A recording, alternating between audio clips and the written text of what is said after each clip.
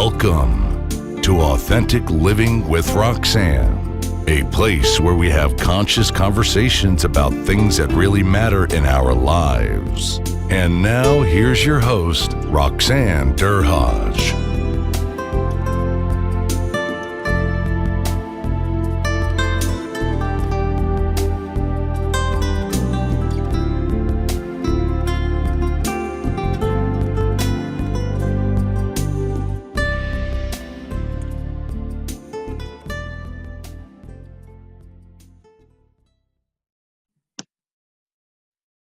Hi, everyone. It's Roxanne Derhodge again. Thank you so much for tuning in yet again this week to listen to Authentic Living with Roxanne. Today, I have a woman that I built connection with across, I think, a room, I would think. We were recently at an event together in Florida, and we just we got along. Even though spent limited times together, we had a connection, and I wanted Erin to come in and speak to you. So my guest today is Erin O'Malley. So Erin, thanks so much for coming on and spending some time with us today. It's my pleasure. I'm so excited to spend time with you, Roxanne. So I'm going to tell everyone a little bit about you, a bit about your bio. Obviously, you're a keynote speaker and facilitator. You work with leadership and teams. And what you do is you help unlock the power of human connection. And your career started about first 10 years, I believe, in hospitality.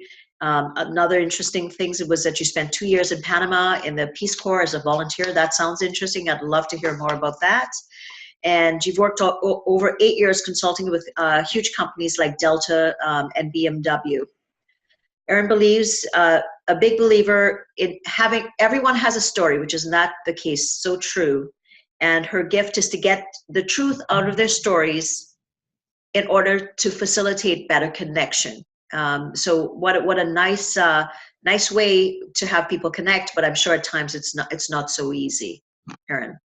Right, exactly. I think it's interesting. It's not, in some ways, it's not hard, but it's not easy. And I think a lot of what I help people talk about and discover is the foundation. So to skip ahead a little bit, I think a lot of times people think leadership problems and customer experience problems and engagement problems, we tend to make them into these big things. And when I go and work with companies, it's, oh, this and this and this. And a lot of times I just say, whoa, let's take a step back and what's really going on and starting, and this is why I talk about what I talk about now, because I feel like in all my experience, from my restaurant management days, to my time in the Peace Corps, to my leadership development, consulting, facilitation days, walking out the door, these are the things that always came up, right? They're not empathizing. They're not being curious. They're not listening, and they're not using their words. It's like a 2-year-old, right? Like they're not communicating. And those, when the foundation isn't there, that's when the little things turn into big things. So there's a quick overview of what I think about connection. I think to fill in my bio, one thing I always like to mention is that I grew up in New Jersey, and I'm a Jersey girl. And while I didn't used to embrace that, now I fully embrace it, because I feel like sometimes what they say about, well, not everything they say about Jersey girls, but some of what they say about Jersey girls with our attitude and our feistiness is true. So I like to, that's my little disclaimer. So if I start to get a little bit feisty, now you know why, Roxanne. So hence why the connection. So because I like feistiness also. So hence the connection in Florida. So this is what I'm curious about, because I know from working with companies for a lot of years, companies have obviously boards. They have, ROIs quarterly or annually that they need to meet, leadership teams, senior executive teams, and the front line. So you can work with leadership, or you have worked with leadership, but you've also worked with front line, or you'll go from the macro, the huge, all the way down to the front line when you work with an organization. Give me examples of some of the companies that you work with that you've seen them do it really well, and the ones that kind of seem to trip up or have to go through a learning curve about if it's leadership to frontline or frontline to leadership. Some good things that you've seen, and some not so good things, and some of the things that maybe people that are listening that are in companies could learn from some of these examples? Right. I think this is one of the most exciting things when I work with people. And then one of the things when I walk out the door, it's like a punch in the gut. When I work with the frontline people, working with them about connection, a lot of work that I do too is when things go wrong. And there's two different ways to look at that too. I think a lot of the principles if they are applying those principles initially, it's going to help things not go wrong.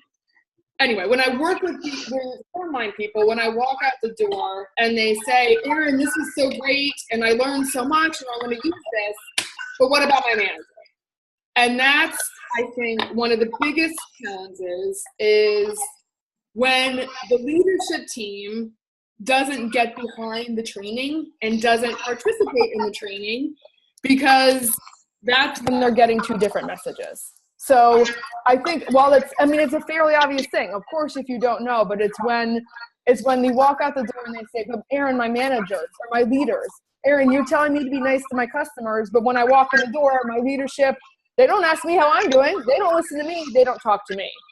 So I think in that respect, the organizations that I've worked with that have really embraced getting the leadership team involved and participating, those are the ones that see the most success. And even though sometimes too, the leadership will come in kicking and screaming or, I don't know it. I think this is one of the things that I love to do. And one of the things I'm good at being a connector is that I can see what's really going on, right? So the leadership team, I think, and this is why I think connection breaks down a lot. Like I mentioned earlier, we think it's something else, but it's really like, hey, did you even know that this is what's happening with your team? Did you know that this is what's going on with them? And half the time, I think the leadership is too afraid, too unprepared, too untrained. There's a lot of different reasons why they don't engage with their teams, which leads to the breakdowns. So in answer to your question, I think when people learn the skills that I teach and when they see the impact that it could have, that's the most amazing part. And it's making sure that the leadership gets involved too. That's when the consistency happens, right?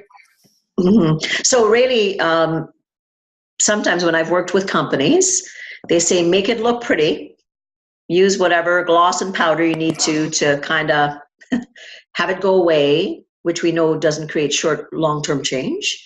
It maybe creates a little bit of rah-rah and, people go along for a bit.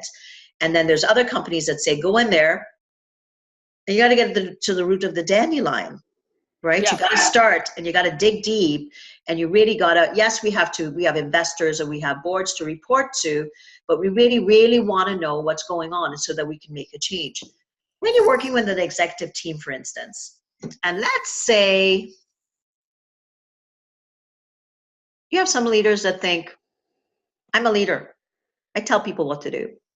And you have other leaders that are vulnerable and available and, say, no, people help me lead because they give me information. So you have two completely or potentially diametrically opposed kind of leadership styles in an executive team that you're called in to work with. So tell me how you approach something like that. One of my favorite exercises I do, I think, gets to the heart of how to deal with that. And one of my favorite exercises I do is the tell me something you don't know by looking at you activity. And it's a way to, I have people write down on a card something that we can't tell by looking at them, keeping it clean and things that, I don't need, I don't need to need all your dirty details, but, and it's a cool activity that I do with executive teams because then we go, I gather the cards and then I'll read it off and say, this person rides Harley Davidson motorcycles, and it's always, and I have them guess who's who. And it's depending on how long teams work with each other. But what's interesting is that even with teams that have worked with each other for a long time, half the time they're like, I had no idea. So finding that common ground, I think, helps start off the conversation and getting them all to buy in. That if you have that leader, like you were saying, that's like, I'm good, I know it all. And then the guy who's more, I'll say guy, because I've worked a lot with the automotive industry. Yes. There's lots of interesting egos. Well, they're not interesting egos. They're large egos involved, and a lot of guys that I think they learn how to lead by watching people that don't know how to lead. So I think it's that fine line, and I'm sure you do this in your work, right? Of subtly, like you said, getting to the root of it, but not in a way that's like you are so in left field, you don't even understand what's happening. Right. So it's holding that mirror up to them and giving them feedback to be able to say, hey, this is how you're coming across, or perhaps these are different ways of looking at it. And I think the big thing that I always do as well is, because what's the end game? Like, one of my favorite questions that sometimes I ask out loud and sometimes I ask more subtly is like, how is this working out for you? Right? You have me here for a reason. Things aren't going well. So how can you look at this with a new set of eyes and a new perspective? And I think once you tap into that, I think it's tapping into those guys that think they know it all, working their egos a little bit, but then letting them be more open to hearing the perspective of other people. And I think that's a big piece of connection too, right? Being curious, what are other people's perspectives? How can we bridge them together? Absolutely, right. And it takes time sometimes. I'm sure, like, if you're in a consulting situation and, they say, well, it should take, a day or two and we should be good. And sometimes, that's just the, the aperitif before you get into things where people actually, it takes a while before people can disarm themselves if they've always led a certain way also, to be able to, and you're not going directly at them. If maybe their teams are saying, well, they're autocratic, they put me down, they don't say hello, they never talk to me other than when something is missing in a document, those types of things. And they go, oh, I'm just trying to get things done because we have things to get done. But to your point, you have to do it in such a way that allows that person to say, I guess, when I am overwhelmed, I'm short sentences and I'm like to the point and those types of things. To highlight those things in a non-challenging kind of way becomes something that takes time sometimes, especially with someone that has been leading a certain way for such a long time. Would you agree? Right. Totally. And 2 points on that. And this is a lesson that I learn every time, because I go in and I want a fixer, right? And I'm like, I think I can see. I go in and I'm like, oh my gosh, here's the things that we need to take care of right away. And I need to remind myself what you just said. It takes time. And I think people have been doing things, most of them have been doing things a certain way. And I'm curious with your work, I feel like there's an epidemic of lack of feedback, right? So people have been doing things and they've been doing it how they think they know. And I'll say, we'll go with the fact that I'll be kind and say that they're probably doing it with the best intention. But if no one's saying to them, hey, you know what, Joe, when you talk to me like that, you kind of make me feel like crap, right? Or, hey, when you do it this way, this is what's happening to me. So I think there's a void of feedback, so people don't know. And do they want to know? Do they not want to know? And if I'm not doing it right, who's going to help me do it better? So you can see, right? This is the spin and the cycle that it goes in, and it's real easy to keep going in the wrong path unless we are willing to stop for a second and say, hey, what can I do to be better? And it's hard. I mean, I think sometimes, I'm always looking for feedback. I'm like, tell me what I can do better, but that's my personality. But I think then sometimes when I hear it, I will be the first to be like, no, that's not right. I don't agree with that. That's not me. I'm much better than that. But I think, so and I know you talk about this a lot on your podcast about vulnerability, right? And it's being able to say, hey, maybe I can learn and maybe I can do it better. But I think when you talk about, and this is one thing I do too, I ask a lot, again, how is this working out for you? How is this making you feel? And I do a lot of activities to tap into when the good things are happening, right? Not that everything's always sunshine and rainbows, but I tend to be more of a sunshine and rainbows type person, to make them say, hey, when you make these little adjustments, this is the new way things can work out. And I just made me think, I always start my talks, I put a big greater than sign on a flip chart, and I put in possibility, positivity, and why not. And I say, this is the world that we're living in today. And we try and get rid of the, yeah, buts, or no, we're already doing that, or it's never going to work. So I try and keep them focused in on, instead of saying why why not? Why not try something new? Why not do it this way? So that's kind of the intention I set with all my groups to start to try and living in that world. So I'll give you an example. I was talking to a friend, and he's on a pretty senior team. And what happened is, see, everybody was afraid to give the CEO real feedback. Right? So these are intelligent people.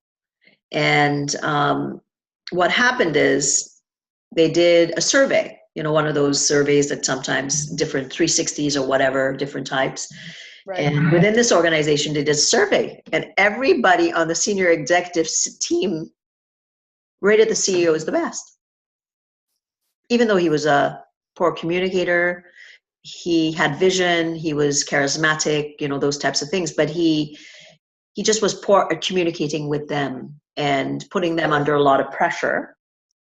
Right.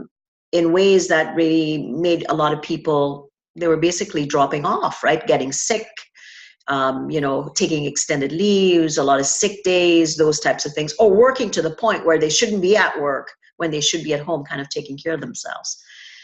So again, that's an interesting thing, right? When I hear this, I'm like, my goodness, here it is.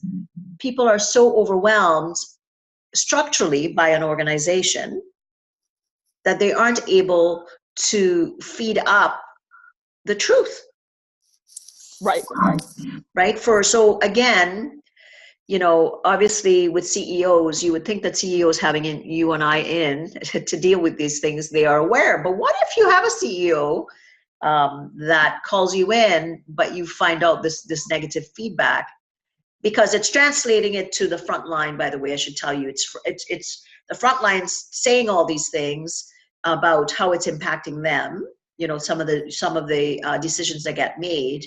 But the senior executive is not able to kind of go back to the leadership team or the leader and say, this is how it's adversely affecting me. I'm not, I'm not sleeping. I'm not able to be as productive because I'm concerned about my position, those types of things. Because obviously we know that in any kind of industry, at any given sector, a lot of times when I was managing my portfolio and when I was in corporate, but 25% of my portfolio was in flux, right? Meaning that there was right sizing, downsizing, all those types of things. So have you ever had situations like that you've come across, or have you ever had to walk away from a consulting situation because it was too difficult to be able to make the changes that you were hired to make? And I know I'm asking hard questions because I know you can handle them. No, I'm like, I have two examples. Well, okay. You asked two different questions there. Did I have to walk away? Yes. And I will not tell you that story because my Jersey bad language will come out. And it was a perfect example of someone who, and it was an interesting situation. Their numbers were good. The sales were good. So on paper, it looked like a decent situation. However, turnover was, 100%. They could not keep anyone there. And you walked into that place, which will remain nameless. You could feel it. You could feel it. Like it was tense, but it was also just negative, and there was just a bad vibe all around. And there was no willingness by this general manager. There was no willingness to learn. And I had a focus group with his team. And one of the things they said was, we would just like more positive feedback. And I think this is a good example of a few different things. So when I gave that feedback back to them, this is exactly what I said. The team would like to hear some more positive reinforcement.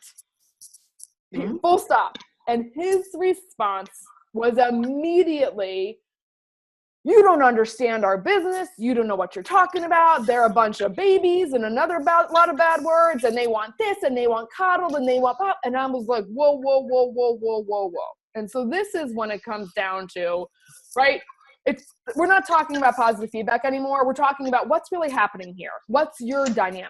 And in his mind, there was nothing changed. There was nothing to learn. There was nothing to change. His staff was all a bunch of babies and wanted this and wanted that. So I think that was an example. And I tried about 3 times, 3 different visits. And finally, it was just one of those, there was no buy-in from him. He didn't understand the importance or see that the way he was impacting and how he was talking to his staff was directly related to this turnover. So if there's not an inkling of, hey, what can I learn? What can I do differently?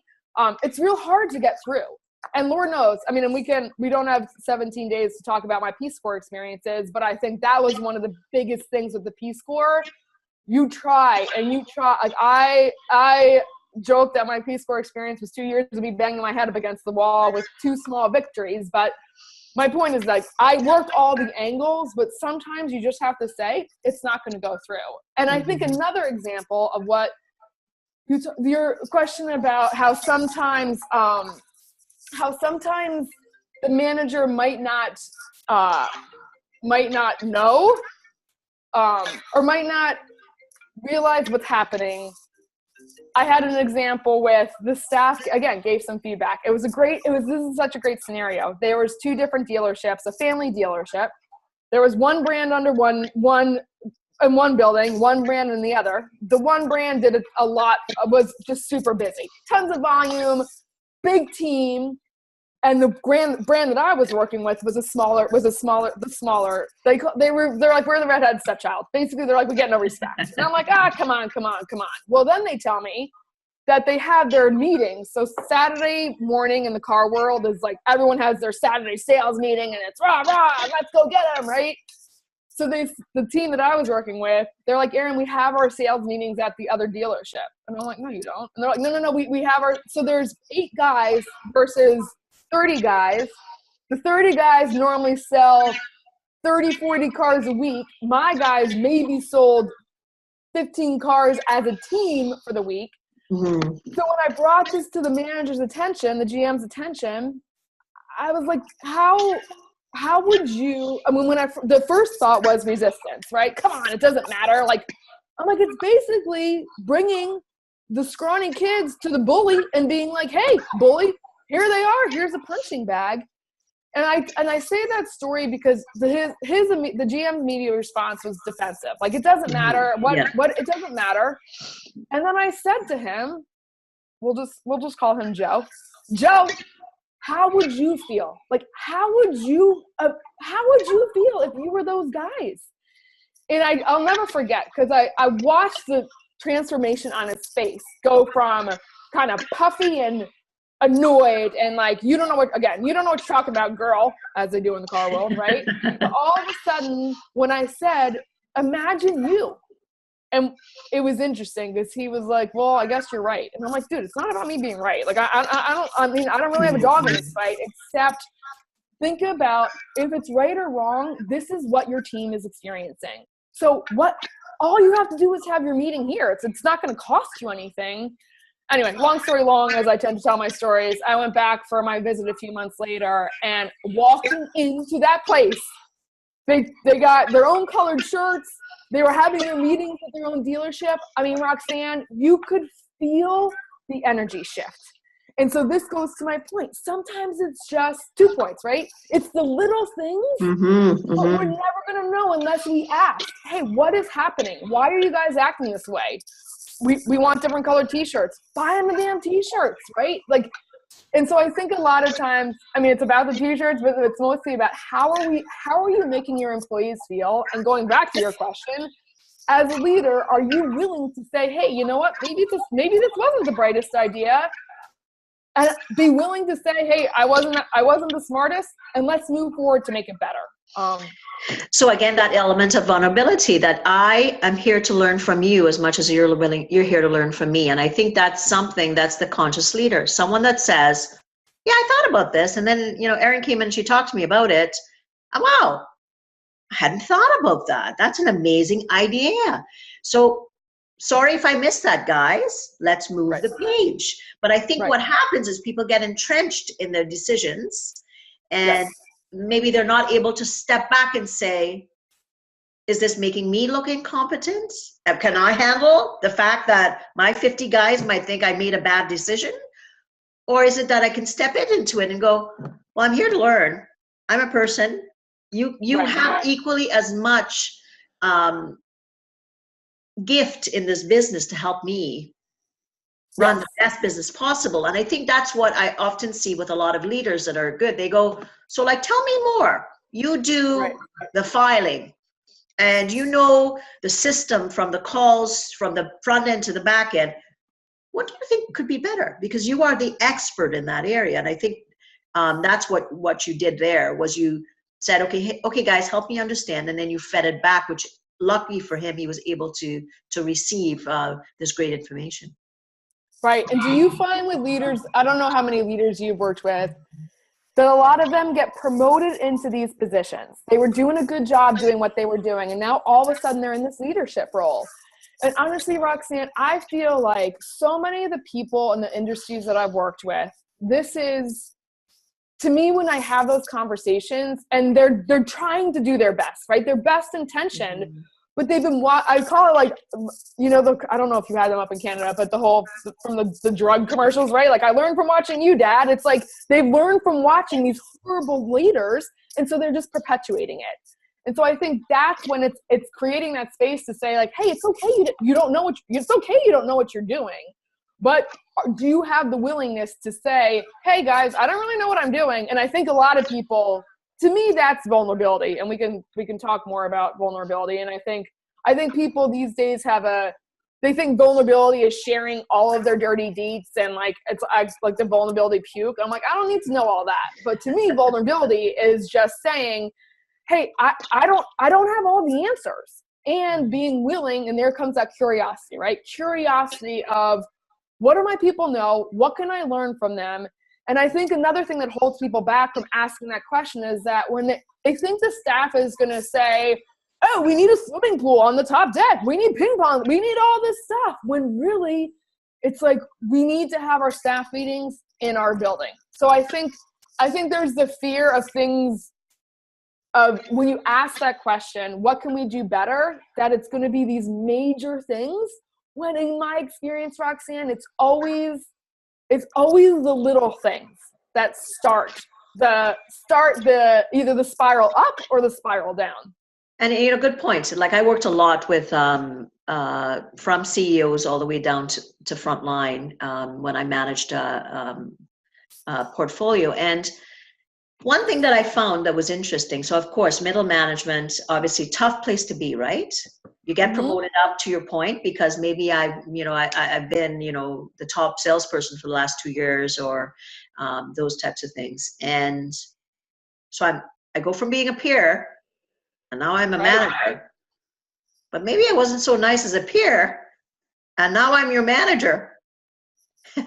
And how difficult is that?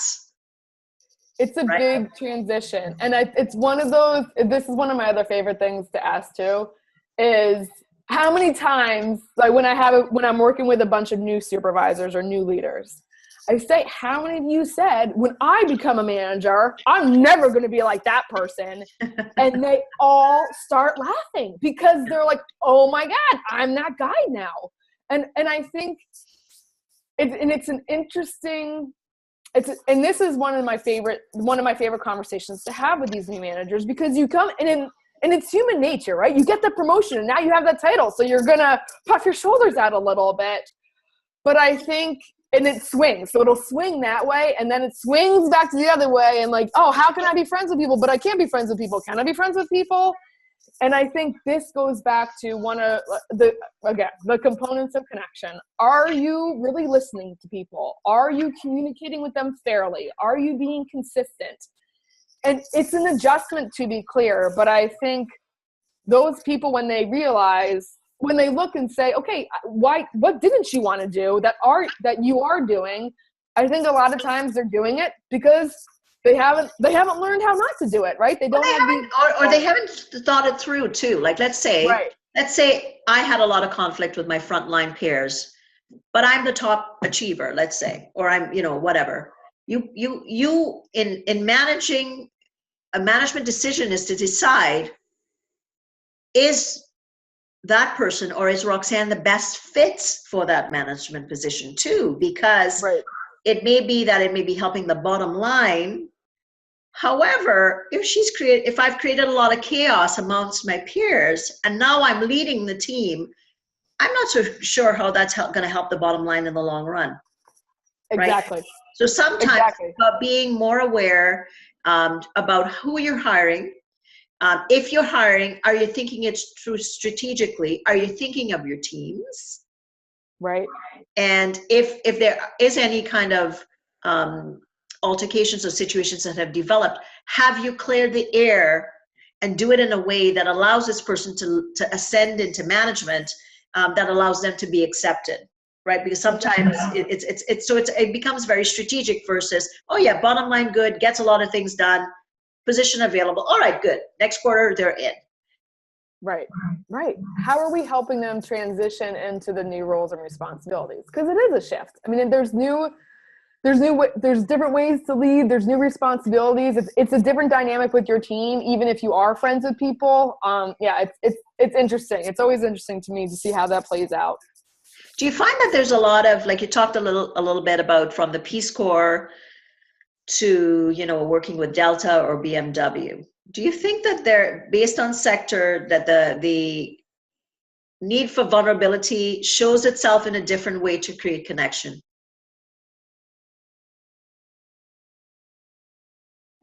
I think this is what's so interesting, Roxanne. Again, my first 10 years was in restaurant management. Then I said when I turned 30, I'm not doing this nonsense anymore. And I turned 30 and I was still doing that nonsense. So I read a lot of self-help books and went for long walks on the beach. And then I found myself in Panama for 2 years as a Peace Corps volunteer. And then, I've worked with automotive, with airlines, with rental car, with nonprofits. And this is why I'm so passionate, excited, want to just scream this message, because I feel like the things that I found when it comes to building teams or building leaders across all of these different places I've been and different industries I've worked with, this is what's so interesting to me, that it kind of always comes back to the same thing. And I think vulnerability and trust is one of those things. And I remember an example from the Peace Corps. So I was on this island of 300 people off the coast of Panama. No water, no electricity, no toilets, super exciting. And I was working with a tourism group. And I remember, and it was about a year in that I was working with this group. And I remember I was standing in the town, the quote unquote town. It was not a town. I was standing on a sidewalk and I was talking with a group of people in the tourism group. And all of a sudden I looked around and I thought, because we were having a lot of challenges getting things done. And all of a sudden I looked around and I realized at that point, so it's a small town, small village, 300 people. Most of the main source of income was fishing. So these guys would go off fishing for a week and come back. And I'm not kidding. The boat would sail away. The women would move into the different men's houses. Everyone was cheating on everyone, because what else are you going to do on this island, right? So I was sitting there having this conversation. I'm looking around and I'm like, wait a second. You're married to her, but I know that you were sleeping with her last week and he was. And all of a sudden I'm looking and I'm like, no wonder this group can't get anything done. There is zero trust here. There is zero trust. And I think, that was one example of me saying, right, I'm trying to go this way, but we got to get to the root of some basic common ground here. Yes, of how do we get to this trust? And I think, I was thinking about working with Delta. It was interesting with them, and it goes to the stories, right? My line of everyone's got a story and everyone's got a story about everyone's story. And the people in Panama, they all had stories about each other. My work with Delta, what was so interesting with them, the story they had about their customers, the dreaded millennials. And it was so great because in working with them, there would always be someone, an employee or a flight attendant would stand up and be like, hey, my kid's a millennial. Yeah, I got to text her to talk to her, but these are our customers. So we need to get rid of all this angst that we have about them and figure out how to embrace them. And so in answer to your question, I think there's that vulnerability of being able to say, things are changing, things are different. How can I let down my stories about people, my experiences, my worldview, and have that curiosity? Again, there's that word again. How can I be curious about what that person is going through? How can I be curious about what I can do in owning my own attitude, my own self to be able to connect with this person. And it's just, that's to me what the themes that run through, right? Building trust, being honest with ourselves, with each other, being able to be like, hey, I'm not perfect, or I did this wrong, but I'm ready to move forward. So those are some of the themes I see in a lot of all the work that I've done with all the. So really, the themes are the same. The sectors might be different. If you have like, the Peace Corps versus, an airline versus a predominantly male environment, obviously there'd be certain dynamics, so it would be different. But at the end of the day, we're all human beings. And you said something really interesting, because I know millennials get a tough go. But really, if that's what if your core customer base that's growing is a millennial, and you really need to get to understand them, right? If that's your going target market, or, if whatever target market it is, and if you don't have your customer figured out, and your management doesn't have their dynamics figured out, and they have all these assumptions about what a millennial is. I've met some of the most amazing millennials in my life, and, to stereotype them overall, good point.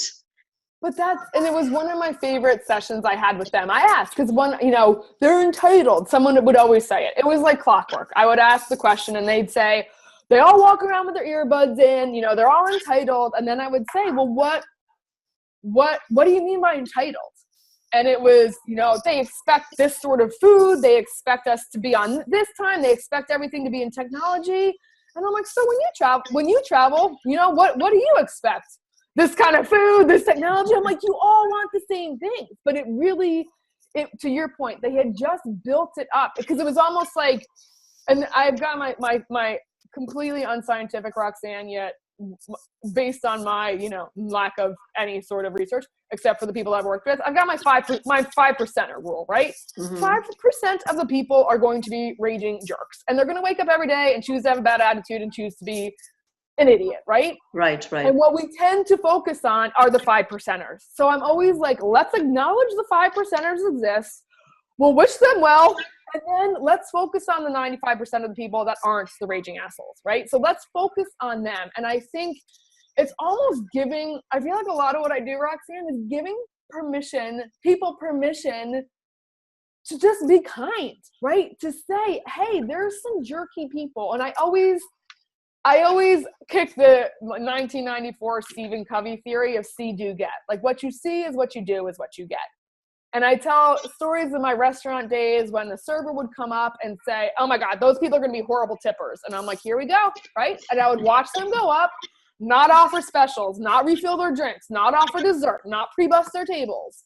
And then the people would leave and they'd come up and be like, see, Erin, I told you. I'm like, I wouldn't have tipped you. I would have yelled at the manager, right? So it's like when you see suck, you get suck. And I think and going back to the Delta people with their earbuds, and of course, as I know everyone can't see me, but I've got my little earbuds in right now. I know, I thought, oh, she's pulling a millennial. Not that I'm a millennial, but what I would say to them is always, hey, maybe they're talking, and I think about me traveling, right? I'm like, maybe they're listening to a podcast. Maybe they're talking to their husband because they haven't had a chance to do it.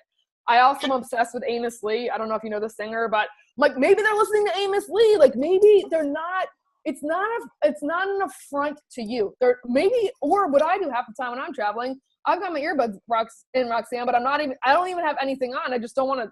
Sometimes, even though I'm all about connection, sometimes I'm not about talking. Well, sometimes you want to be off, right? I know when I travel sometimes, and if I've worked all the time, I don't want to talk. And it's not that and I love people, but sometimes I'm spent and I just want to be able to, or I want to listen to a podcast or something like that. Right. But I think that probably what you're talking about is just the difference of millennials compared to my generation, is that when we got our first jobs, we did what we were expected, and we didn't ask questions, and we just said, you're the boss, you're the big boss, I'll just do it. I'll do it to 150%, and I'll stay late, and this, that, and the other. And they're setting a different position to say, I want to love what I do, but I'm not going to sacrifice my life for work. So that's a completely diametrically opposed positioning to me, my generation. I know you're a bit younger than me, other than when I got the last thing I was going to do was to stand up, even though, I was in a professional organization. I was there, and you deferred to leadership as being the be all to end all, and you wouldn't challenge really very often until you got further along. And now they're coming in, they're saying, well, no, these are the things that I value. Work-life balance is important. I want to enjoy what I'm doing. So if you think about it, I think their values that they're bringing forward are teaching people like my generation. It probably overwhelms people, but it also teaching us the things that we waited for years and years to be able to stand up for. They're in their 20s and they're 25 and they're standing up for it now, saying, hold up, I'm not going to, work 70-hour weeks. Even though I haven't seen my young baby, I'm going to be able to go home, and I'm going to alter that so you can keep that perk, because that perk is less important to me than maybe that experience with my child or maybe a vacation, those types of things. So it's, again, different worldviews. You said that earlier, that are maybe the butt that people run into. They butt up against each other. And instead of fighting it, why not just going back to it? Hey, what's going to work for you? And not that that's a blank check, but what does matter to you? How can we make it work? And I think a lot of it goes back to what I keep saying, right? We've all learned by watching each other. So for us and for, non-millennial generation, they're like, hey, I paid my dues for 20 years. You're going to do it the same. Why? Like, why not do it differently, right? There goes back to that. Why not? What is the harm of actually having people being driven by their values? Like, is that a bad thing? So I think we get caught up in it. And I think we sometimes make it harder than it needs to be by asking the questions, being willing to change up and take different actions, and not just going through the motions. But with all of the busyness and times as they are today, it's hard not to just go through the motions and just do the best that we can. So I think that's one of my things too, to slow down, to just realize the impact of being open, looking for the possibilities, looking for different ways to connect on that human level, the impact that can have by finishing where we started, right? Going back to the fundamental, the foundational things of listening, of owning our attitudes, of taking action, and talking about leadership. I mean, in my opinion, I feel like everyone's a leader. And I always say this to my frontline people. If you are waiting for your leader or manager to inspire you every day, to motivate you every day, like that would be amazing. But guess what? And this is something I learned on that island, Roxanne, like the only person that you're ever going to have with you all the time is you, right? So you better own yourself, own your own leadership. What are you bringing to the table? Stop waiting for other people. Stop waiting for your leader to be your leader, and own your own shit, right? Lead yourself. Mm-hmm. Absolutely. So own your own leadership. That's your quote, that right there, because really, to your right, we can only take responsibility for our actions, and we can always learn. I often say sometimes my biggest teachers are sometimes the smallest people, or the people that I don't think that I'm going to get the lessons from. It's not the big coach or the person on stage. It's maybe someone that I've met in a line, and because I talk to everybody in lines. My son says, "Mommy, you talk to everybody." And because I gain something. I think, wow, that's an maybe not have been the way that I would think truly, Erin, but sometimes people give you so much information and they teach you so many things, but it may not be packaged in a way that you're thinking, oh, I'm in a learning situation right now, right? It's already about being human, being kind, and being gentle. And yes, we are all way too busy and need to slow down, but to recognize that sometimes kindness is just as small as when you see someone raising your head, stopping what you're doing, and looking over and saying good morning with a real, true smile. Right. And I can't even, and this is one of my favorite things to tell the Delta people too, or when we talk to them. And it's true. I'm not making this up. When I get on a plane, it's my favorite thing to do, Roxanne. I smile. Those first class passengers, I have the hugest grin on my face. And it's such a fun experiment because a third of the people look at me like I'm crazy, rightly so, and then look away. And a third of them just look at me like something's wrong with me. And maybe my math is off, but there's always one or two, there's normally actually one, maybe two people that smile back. And I'm like, good morning, have a great flight. And they're like, you too. And it's so fun because most people don't understand what's she smiling about.